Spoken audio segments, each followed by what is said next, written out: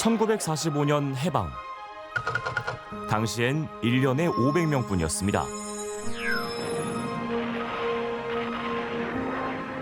부상자 치료에는 이방인 의사나 간호원의 도움이 절실한 때였습니다.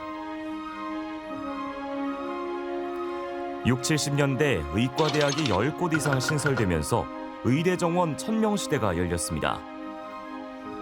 이들 의과대학 학생들은 매년 의료의 혜택을 못 받는 농촌을 찾아 성스러운 인수를 베풀어 왔는데 80년대 중반 정원이 2,800명을 넘어서자 이젠 인력이 충분하다며 7년 동안 동결되기도 했지만 앞으로 20년 동안은 의사 공급 수준이 현재 의과대학 규모로 충분할 것으로 판단하고 의과대학 증설과 증원을 억제하기로 했습니다. 의사가 부족한 곳은 늘 있었습니다. 지방의 사정은 더욱 심각합니다. 병원을 지어도 의사를 구하기가 여간 어렵지 않습니다. 내년 마찬가지지만 올해는 특히 지원자가 적어서 예전에 한 절반, 저희들이 지원자가 한 절반밖에 수용을 못했습니다. 결국 1998년 3,300명으로 정점을 찍은 의대 정원. 2년 뒤 시행된 의약분업은 또 다른 국면을 만들었습니다. 우리 전국의 7만 의사들은 6월 20일부터 무기한 폐업 투쟁에 돌입할 것을 선포합니다. 의사들은 병원 수입이 줄어들 거라며 다른 대책을 요구했습니다. 의료계 전면체 폐업을 하루 앞두고 정부가 보건의료 발전 종합 대책을 발표했습니다. 정부가 발표한 보건의료 발전 대책의 골자는 처방료 등 수가는 대폭 올리고 장기적으로 의사 수를 줄이는 것입니다. 그렇게 줄고 줄어 6년 뒤 도달한 숫자 3,058명. 이 숫자를 늘리려는 시도는 늘 강력한 반대에 부딪혔습니다. 끝까지 가자! 끝까지 가자! 18년째 묶인 의대 정원. 이번엔 바꿀 수 있을까요?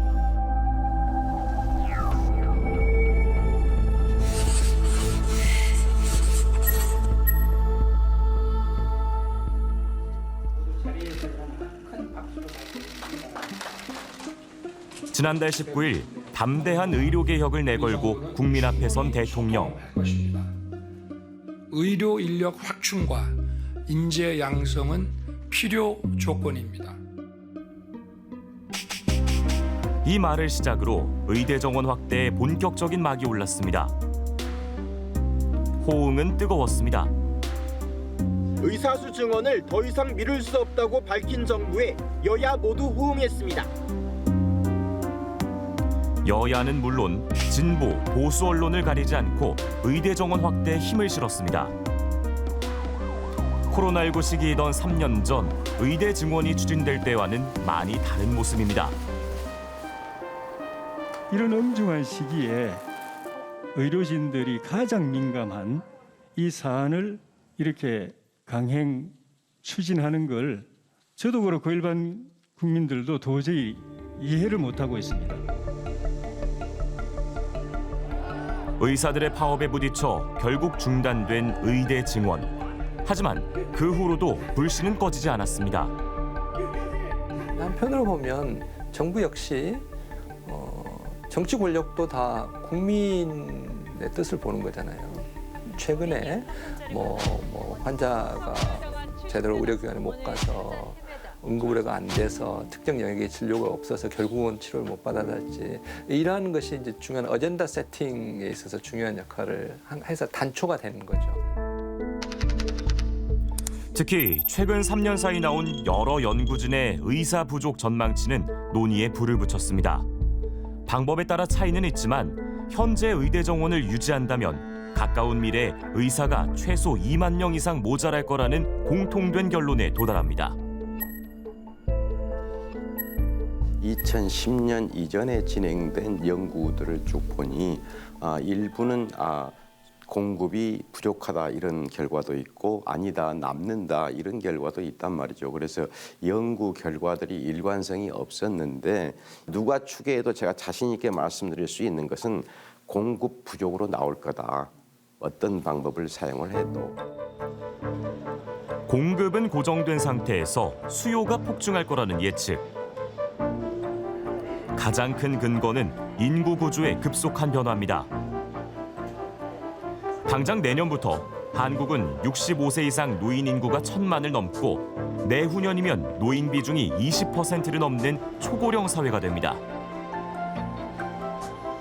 수요를 결정하는 요인 중에 가장 크게 영향을 미치는 게 고령화입니다. 나이에 따라서 의료비를 얼마나 쓰는지를 살펴보면은 처음에 태어나자마자 이제 아주 어렸을 때 꽤 많이 쓰고요. 이제 초등학교, 중학교 때 정말 거의 안 쓰고요. 마지막에 가면 갈수록 이제 어마어마하게 많이 쓴단 말이에요. 여기 이쪽에 이 많이 쓰는 사람들의 비율이 확실하게 많이 늘어나는 구조가 될 것이기 때문에 의료의 수요가 늘어나는 거는 굉장히 자명한 일입니다. 교육수준이 높은 분들이 양질의 의료 서비스에 대한 디맨드가 더 크거든요. 그러니까 그 사람들이 또 이제 그런 사람들이 이제 노인이 되기 때문에 의사 집단의 세대 교체도 눈여겨볼 변수입니다. MZ세대가 오고 있어요. 지금 젊은 의사들은 종합병원에서 이렇게 장시간 일하고 있는 것 이게 너무 싫어요. 일가정 양립을 하길 원해요. 더 이상 이렇게 갈아넣는 형태로 하지 않기를 원합니다. 그러면 어떻게 되냐? 결국은 이제 장기적으로 의사 수가 늘어나야 된다고 하거든요.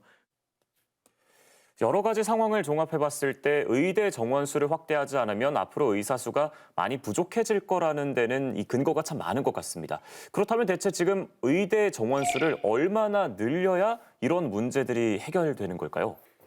네, 가장 궁금해하실 부분일 텐데요. 의사 수급을 연구하는 학자들 사이에서도 일부 견해 차이는 있습니다. 일단 내년부터 지금보다 1,000명이 더 많은 4,058명을 매년 뽑고 네. 추이를 보면서 정원을 조정하자는 의견이 있고요. 1년에 5%씩, 그러니까 내년에 150명 정도를 시작으로 2030년까지 매년 5%씩 증원하자는 의견도 나왔습니다. 네. 이런 안들과 현실적인 조건을 종합해서 내년 입시부터 의대 정원을 늘리겠다는 게 정부 계획인데요. 정확한 증원 규모는 이르면 올해 말, 연말에 나올 것으로 예상이 됩니다. 일단 정부는 각 대학이 얼마만큼 정원을 늘리기 희망하는지, 증원할 여력이 있는지 전국 40개 의과대학 전체를 점검하고 있습니다. 그렇군요. 이 규모도 규모지만 사실 어떤 방법으로 늘릴지가 관심사입니다. 이 소규모 의대를 중심으로 늘리자, 아니면 지역 의대를 중심으로 늘리자, 아니면 아예 의대를 새로 몇 개 만들자, 여러 가지 의견들이 나오고 있잖아요. 네, 사실 지금 말씀하신 부분, 얼마나보다 어떻게 정원을 늘릴지가 더 중요한 부분일 수 있습니다. 생각해보면 의사를 늘리려는 1차적인 목표는 향후 의사 부족 때문에 국민의 건강권이 위협받는 일을 예방하자는 거잖아요. 네. 그런데 사실 의사가 부족한 곳은 정해져 있습니다. 지역 의료기관이 대표적이고요. 진료 과목별로 보면 외과, 산부인과, 응급의학과 이렇게 필수 의료라고 불리는 부분들이 문제를 겪고 있거든요. 그렇죠. 오래된 문제잖아요. 네, 이렇게 인력이 부족한 쪽에 의사가 채워지는 결과로 이어지지 않는다면 아무리 의대 정원을 많이 늘리더라도 국민이 체감하는 효과에는 한계가 명확할 텐데요. 그래서 의대 증원을 통해서 지역 출신 학생을 더 많이 뽑고 그래서 지역에 정착하는 의사를 더 늘려보자, 이런 아이디어들이 좀 나오고 있는 상황입니다.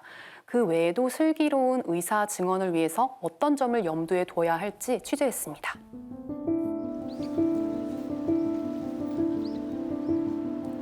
강원도의 한 상급 종합병원.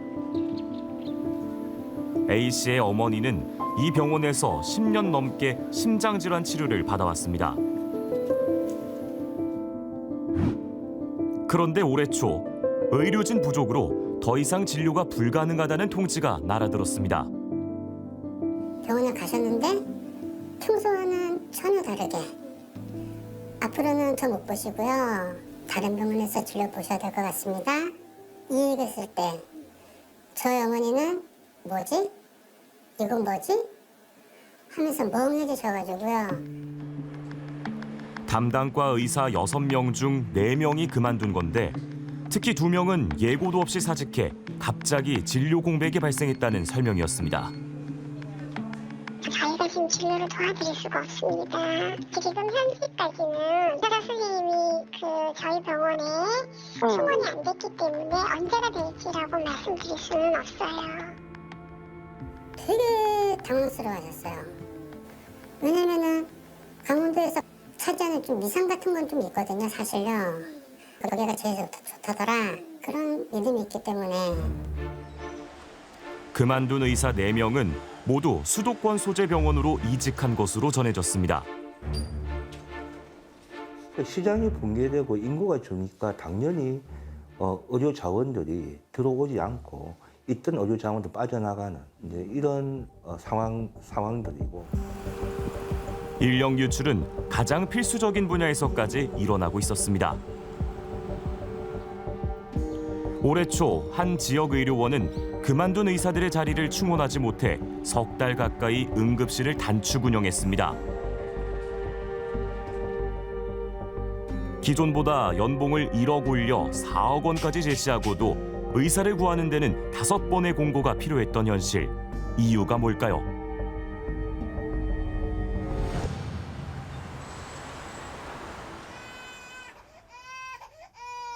(16년) 동안 소아 응급 현장을 지킨 의사에게 물어봤습니다. 의료라는 게 혼자 할 수 있는 건 아니잖아요. 그러니까 인프라가 제대로 안 갖춰져 있고 그냥 혼자 모든 걸 다 감당해야 되는 그런 거거든요. 환자를 보는 게 굉장히 노동 지갑적인 일이고, 근데 이제 그렇게 무리를 해서 환자를 보다 보면은 사실 사고 날 확률도 높아지고, 그러니까 그랬을 때 이제 리스크가 너무 큰 거죠. 수련 중인 전공의들 역시 단순히 돈이 문제가 아니라고 말합니다. 또 의사 한 명이 또 책임을 지고 해야 되는데 과연 그런 것들을 다 무릅쓰고 그냥 돈 좀 많이 준다고 취약한 지역으로 가는 용감한 의사가 있을까? 적절한 보상뿐 아니라 성취감을 느끼며 안정적으로 일할 수 있는 환경을 많은 의사들은 원하고 있습니다. 당장 흉부외과, 신경외과 무슨 마취하는 분들 24시간 대기해야 되는 경우가 많단 말이죠. 근데 현재 우리는 대기에 대한 수가도 없어요. 또 환자가 자주 바이탈 관련되는 환자가 자주 발생하는 게 아니기 때문에 거기에 해당되는 의사 선생님들 고용량이 작아요. 그러면 이분들은 일주일 내내 당직이라 그럼 누가 여기 가서 일을 하고 싶어 하겠습니까? 산부인과 의사가 꽤 많아요. 그런데 분만을 안 하는 거예요. 이제 거기서 보람 있게 일할 수 있는 여건을 만들어줘야 되거든요. 그 다음에 이 사람들이 이제 과로하지 않을 수 있어야 될 거 아니에요. 그러려면 또 팀으로 들어가야 돼요. 필수 의료를 어떤 지역 거점에서 지속 가능하게 이루려면은 뭔가 과감한 투자가 이루어져서 그게 선순환의 고리가 돌아야 되거든요. 의료보험료 올리겠습니다. 혹은 어느 세제에서 뭐 그런 거 쓰겠습니다. 뭐 그런 국민적 합의에 이르는 과정들이 저는 좀 필요하다고 보고요. 한편으로는 의사 인력을 블랙홀처럼 빨아들이는 수도권 병상 확대를 규제할 필요성도 제기됩니다. 서울이나 수도권 주변으로 대형 병원들이나 대학병원들 분원이 자꾸 생기고 있는데 그 분원이 생길 때마다 대거 이동이 생기는 거죠. 그 병상들이 과연 정말 필요한 것인가? 그거야말로 시장의 작동에 원리에 다 맡겨서 그러면 개설하고 싶은 병원을 다 허가할 것인가를 고민해야 되는 거죠.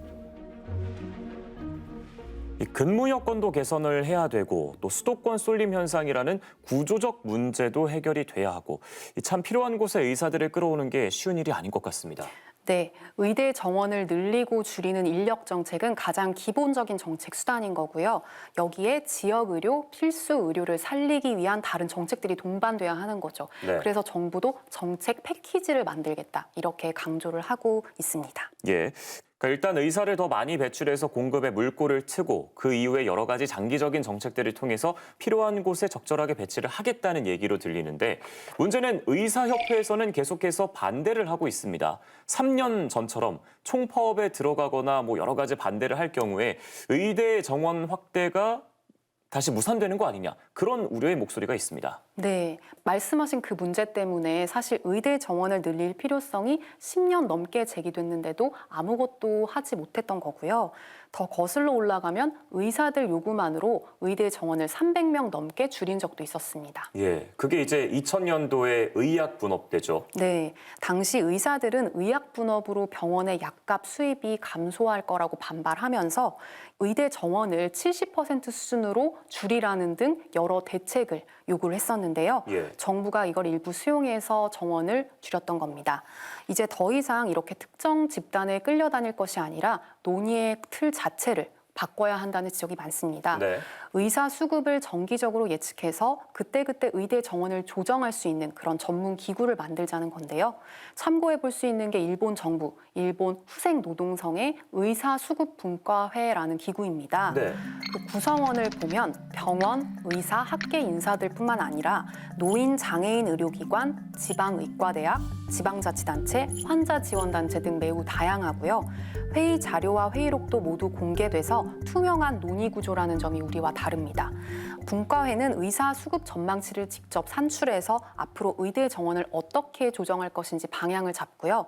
또 최근에는 특히 지역의 의사 부족 문제를 해결하기 위한 여러 제도들을 마련하는 데 집중하고 있습니다.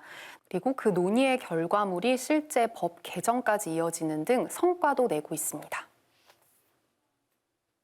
2018年の医療費支法の改正によってそういったシーディング制度というものですね、その必要な医師数を達しているようなところでは定員の上限を決めて、それ以上トレーニングの数っていうのを増やさないようにしてくださいというような制度ができたので、ここは一つ大きな医師受給分科会の議論を踏まえたその大きな制度的な変換だったかなというふうに思います。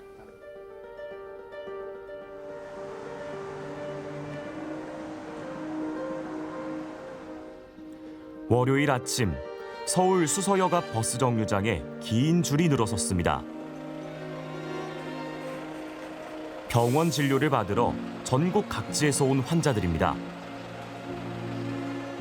새벽 한 4시쯤 일어나서 이제 7시 차 타려면 집에서 씻고 아침 밥이라도 좀 떠먹고 그러고 올라오면 서울이나 지방이나 별 차이가 없다 하면 아무래도 끝까지 힘들게 올라올 필요는 없죠.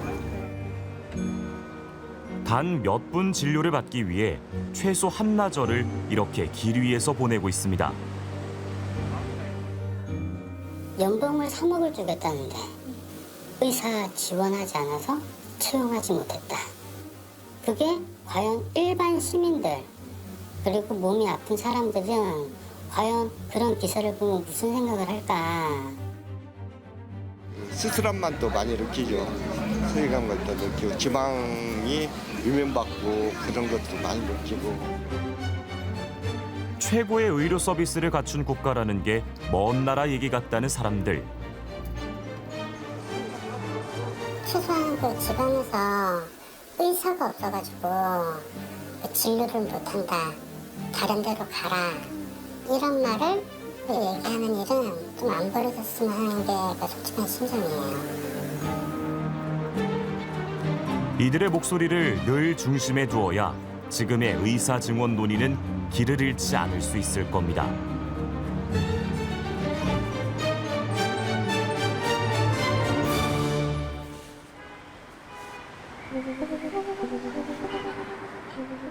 지금 벌써 예비고3 시장 자체가 과열 상태가 돼버렸어요. 사교육에 대한 수요가, 왜냐하면 희망이 생기잖아요, 아이들이. 의대 포기했던 사람들이 그래도 다시 정시나 수시로든 기회 잡을 수 있는 것 같아서 되게 좋게 저는 보고 있습니다. 그래도 이번에 수시 잘 챙겨서 한번 의대 같은 데 가보자 하고 열심히 공부한 친구들 있는 것 같아요. 의대 정원 확대, 그리고 요동치는 대입 수능. 가장 컸죠. 이번에 수능 보는 학생들 입장에서도 굉장히 신경이 곤두서게 되는 이슈이기도 하고 늘어나는 재수, 반수, N수생들. N수생들이 조금 더 한 번 더 해볼까 하는 어떤 심리를 좀 더 자극하게 되는 부분들도 확실히 있긴 있었죠. 저마다 엇갈리는 셈법들. 의대가 많이 늘어나서 재수생 선배님들도 많이 지원하려고 하시는 것 같은데 현역인 저희에게는 조금 불리하다는 생각을 가지고 있습니다. 기회일까? 위기일까? 원래 상위권에 있는 친구들이 의대를 가려고 빠지면은 저희들도 그 빠진 자리를 들어갈 수 있는 거니까. 공대 갈 애들이 의대로 빠지면 혹시 나도 걔네들이 빠진 공대에 갈 수 있지 않을까라는 그런 희망을 품고는 있어요.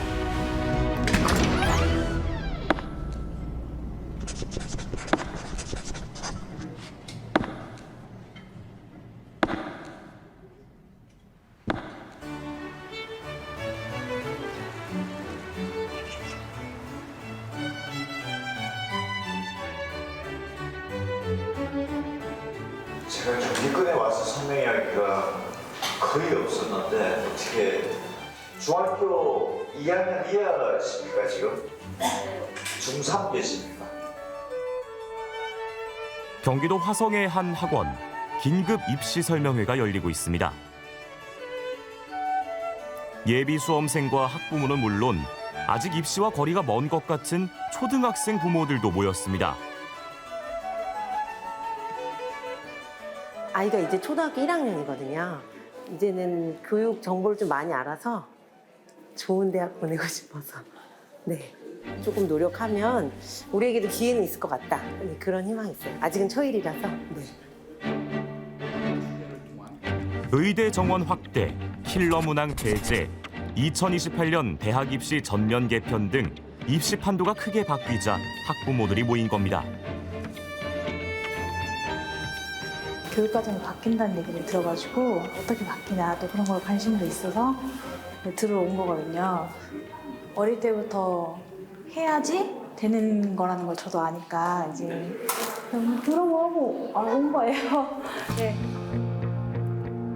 올해 수능에는 반수생들이 대거 응시합니다. 10여 년 만에 처음 있는 일입니다.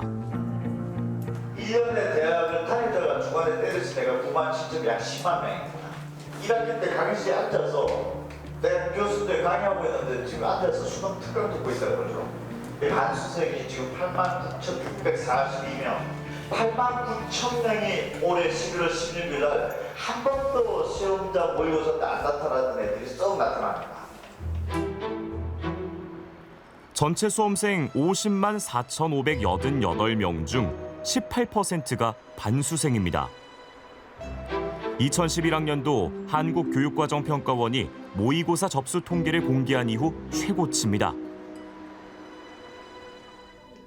이른바 킬러 문항으로 불리던 초고난이도 문제는 출제하지 않겠다는 방침이 반수생을 크게 늘렸다는 분석입니다.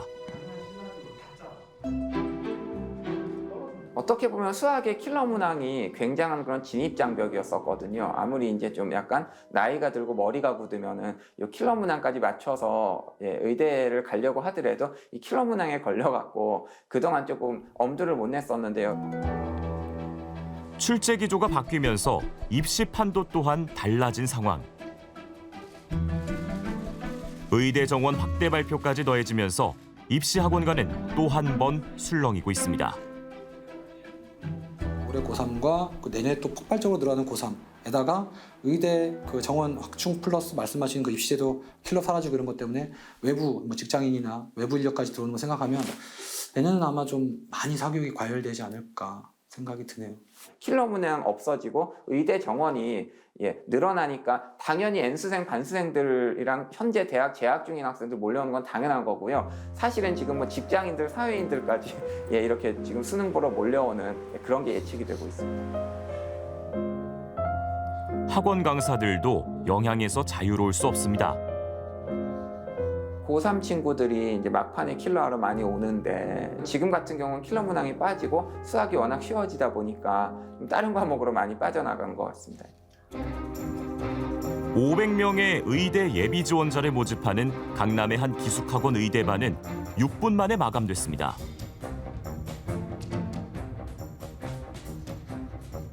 일단 이제 이 소식이 이제 약간 들리기 전까지는 제가 의대를 갈 수 있을까 약간 좀 회의감이 있기도 했지만 정원이 늘어난다는 것에 대해서는 좀 더 확실하게 제가 준비를 좀 더 철저히 하면 의대를 갈 수 있다는 생각이 들게 되었습니다. 의대 정원이 한 1,000명 가량 늘었다는 소식을 듣고는 일단 의대 단순히 처음에는 의대 합격 가능성이 높아지겠구나 기대감이 있었습니다. 의대 정원 확대로 의대 진학을 목표로 수능을 준비해왔던 지원자들의 기대감이 어느 때보다 높아진 상황. 의대 정원을 확대한다는 소식은 당초 의대가 아닌 다른 전공을 선택하려던 지망생들에게도 기대감을 안겨주고 있습니다. 학원가도 입시 전략 수정에 나섰습니다. 의대 정원 확대 얘기가 나오면서 수험생, 학부모, 학원가까지 그야말로 입시판이 요동치고 있습니다. 종로학원 임성호 대표와 함께 얘기 나눠보겠습니다. 안녕하십니까? 네. 앞서 영상에서도 나왔습니다만 의대 정원 확대 얘기가 나오면서 그야말로 뭐 큰 격변이 일어나고 있습니다. 현장에서 느껴지는 그 분위기는 어떻습니까?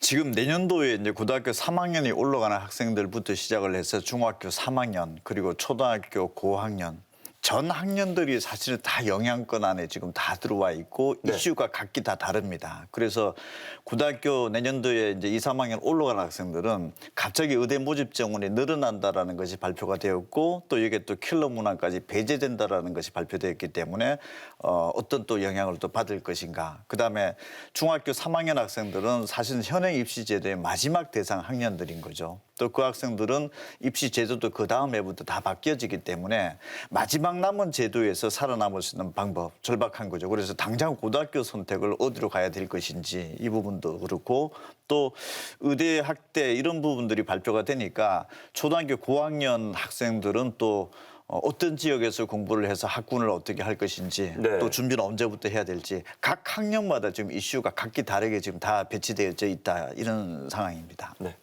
사실 이 말씀해 주신 내용들을 학생들이 일일이 다 알기에는 쉽지 않을 것 같고 학부모님들께서도 이런 긴급 입시 설명회에 굉장히 많이 오시겠어요? 지금 설명회만 보면은 뭐 작년도에 뭐 한 2,000명 정도 왔다라고 하면 제가 봤을 때는 한 15,000명 정도 또 온라인 유튜브로 설명을 하면은 작년도에 많이 보면 한 페이지 뷰가 한 10,000건 나오던 것이 지금 현재는 한 10만 건 정도. 그리고 겨울 방학 이제 특강이다 그러죠. 이제 학원가에서 윈터스쿨이라고 하는 건데 작년이 아마 한 3, 4명 정도 하루에 등록을 했다라고 하면은 한 100명 정도까지 오는 경우도 있고 지금 현재 거의 뭐 기숙학원이라든지 이런 데서는 뭐 거의 다 마감이 된 상태죠. 그래서 금년도 겨울 방학 때는 아무래도 재학생들 같은 경우에는 학원 못 다닌다라는 학생 마감이 되어서 이런 얘기들이 굉장히 많이 나올 가능성이 높은 아주 이례적인 상황이기도 합니다. 대학을 다니는 중에 수능을 다시 보는 그 반수생 이런 분들까지도 올해 부쩍 늘었다. 2011년 이후에 최대다. 이런 기사를 제가 봤었는데요. 대표님은 진짜 그런 분위기를 좀 실감하시나요? 올해 재수생이 지금 수능 접수자가 17만 명 정도가 됩니다. 17만 명 중에서 한 9만 명 정도는 지금 평가 모의고사 때 시험 보지 않았던 학생들입니다. 그 학생들은 보통 이제 대학교 1학년 1학기 때는 휴학이 안 되죠. 그래서 1학년 1학기가 마치고 2학기 때 휴학을 하고 수능에 재도전을 해서 대입 재도전하는 학생들을 대체적으로 우리가 반수라고 하는데 그 규모가 9만 명이고 지난해에 비해서 거의 한 8천 명, 9천 명 정도 더 늘어난 상황입니다. 그리고 이게 이런 학생들의 수준 자체가 지금 현재 문과에서도 의대를 준비를 하려고 하는 학생들이 나타나고 있고 문과에서 또 반수생이 좀 늘어나고 있고 그다음에 서울대 연세대 고려대에서는 지금 현재 1년에 지난해만 하더라도 지금 2,000명이 넘게 학교를 그만둔 거죠, 중간에서. 그래서 지금 현재 대학가에서는 강의 시간 안에 지금 수능 특강을 준비를 하고 있고 공부를 하고 있다. 이런 얘기가 일반화된 얘기 정도까지도 나올 정도다 이렇게도 볼 수 있습니다. 네. 이게 의대 정원 확대가 정말 많은 이 변화를 주고 있는 것 같습니다. 이러면 이제 현역 수험생들 입장에서도 많은 변수가 될 수 있겠습니다. 최상위권만 준비하는 것이 아니라 상위권 그다음에 그런 학생들이 또 빠지고 이동하고 이렇게 연쇄적으로 놓고 보면은 저기 밑에 하위권 대 학생들에게까지 영향을 미칠 정도로 사실 파급력은 대단히 크다 이렇게 볼 수도 있습니다. 네, 말씀해 주신 것처럼 의대 전공 말고 다른 전공을 준비했던 학생들 입장에서는 전체적으로 커트라인이 좀 낮아지는 그런 도미노 효과까지 있겠습니다. 그렇죠. 지금 문과 상위권 학생들이 이과로 지금 현재 대거 가 있죠. 그리고 이과 최상위권 학생들은 의대 쪽으로 가게 되고 그러면 문과 쪽에서도 빈자리가 생길 때고 상위권 학생들이 대거 이과 쪽으로 가 있기 때문에 이과 최상위권들은 또 의대 쪽으로 가 있고 그럼 최상위권의 빈자리는 상위권에서 메꿀 테고 또 상위권의 빈자리는 중위권에서 메꿔질 테고 그러면은 의대 입시의 어떤 그 하나의 큰 변화 자체는 이쪽 스펙트럼 안에서만 어떤 그 변화가 있는 것이 아니라 저기 하위권 때까지 연쇄적으로 이제 이동 현상이 이제 벌어질 텐데 그러면 편입학에 대한 경쟁도 의대나 치대나 약대나 이런 어떤 그 대학 내에서 또 대학의 또 뭐 의대라든지 약대 쪽으로 편입을 하려고 하는 이동이 동시적으로 벌어지기 때문에 대학 내에서도 대학에서 대학 간 이동 이런 부분들도 연쇄적으로 계속 좀 나타날 수 있다 이렇게 볼 수 있습니다. 네.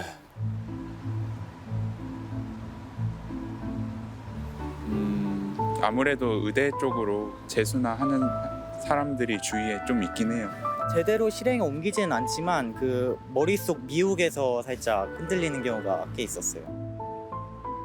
의사들 왜 이렇게 의사가 되고 싶어 할까요? 돈 많이 벌고 돈 오래 벌 수 있어요. 은퇴 없잖아요. 정해진 은퇴가 있는 것도 아니고 돈을 많이 벌 수 있는 구조인 거죠.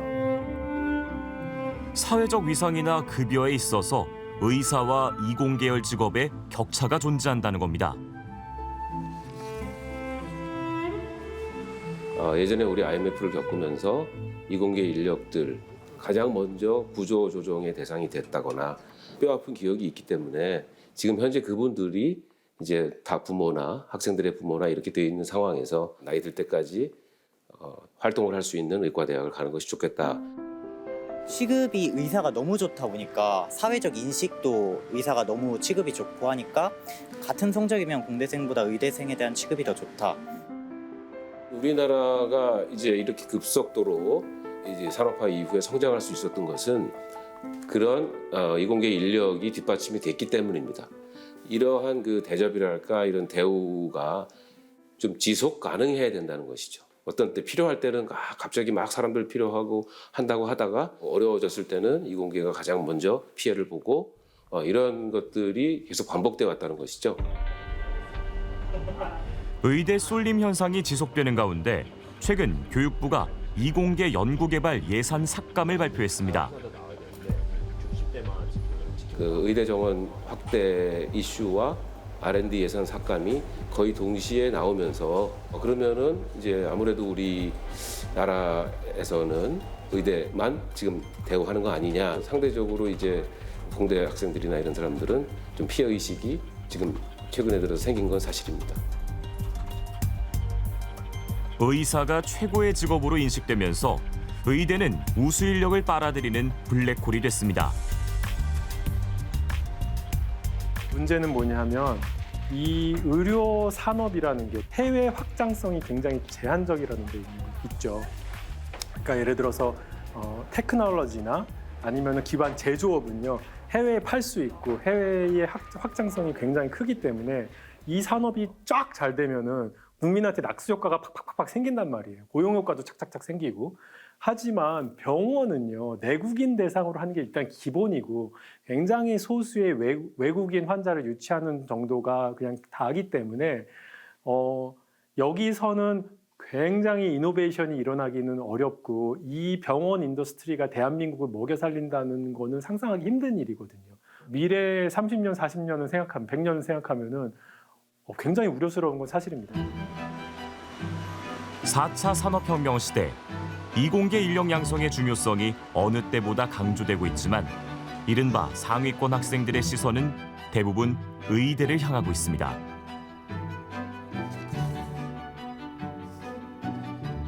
그거를 그러면 개인의 탓으로 돌리지 않고 결국은 정부가 어떤 식으로 해결을 해내가야 되는 것이냐. 결국은 과학기술자를 우대하는 수밖에 없는 거고 과학기술자가 성공할 확률, 그다음에 과학기술자가 오래 일할 수 있게. 저는 예를 들어 좋은 과학기술자는 정년 없이 계속 일할 수 있게끔 만들어주는 거지. 계속 돈 벌 수 있게끔 만들어주고 과학기술자들이 돈을 벌 수 있는 확률도 높아져야 돼요. 근데 지금 이렇게 의대 정원 확대가 되면서 의대 쪽에 쏠림 현상이 쫙 오다 보니까 의대가 아닌 이공계에서는 좀 걱정하는 목소리가 있습니다. 공감을 좀 하시나요?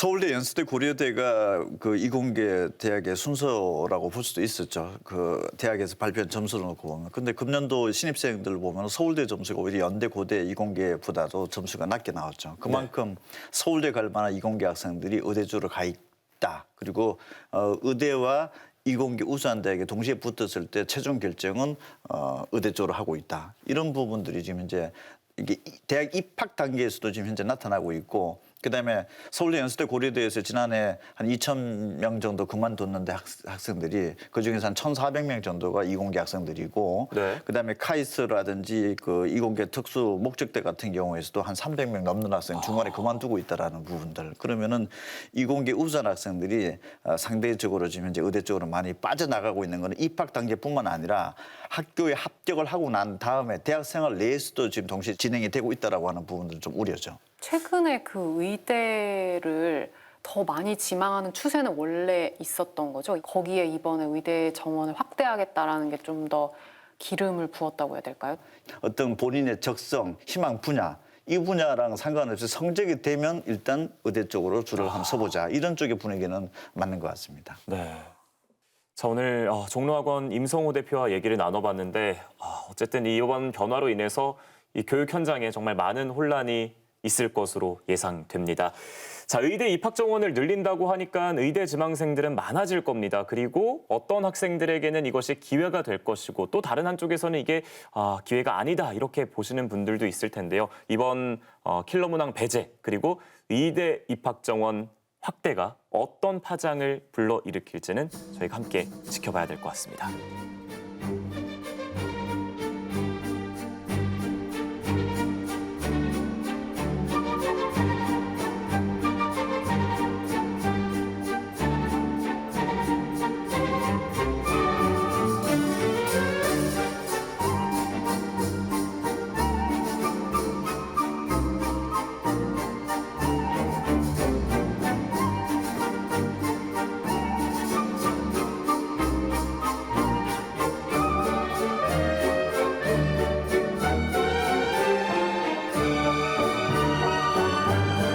Thank you.